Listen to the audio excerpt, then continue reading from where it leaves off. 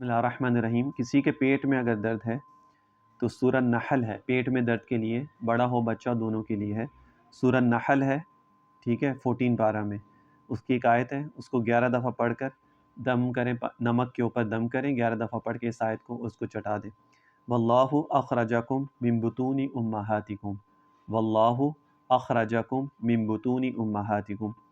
دوسرا اس میں یہ کہ آیت الکرسی جو ہے اس کو 7 بار پانی پر دم کر کے، پانی پر یا کسی بھی مشروب پر، شربت ہو، جوس ہو، پانی ہو، کسی پر بھی اس کو دم کر کے پلائیں۔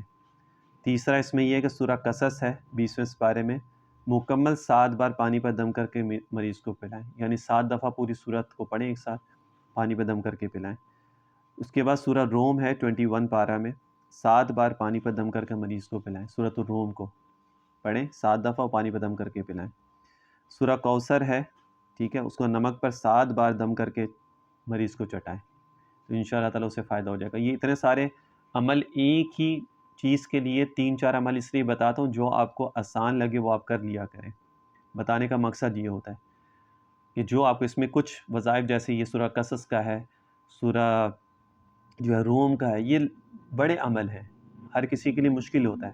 اب جیسے سورۃ الکوثر کا ہے، یہ آسان ہے، سورہ نحل کی آیت ہے وہ آسان ہے، آیت الکرسی کا ہے وہ آسان ہے۔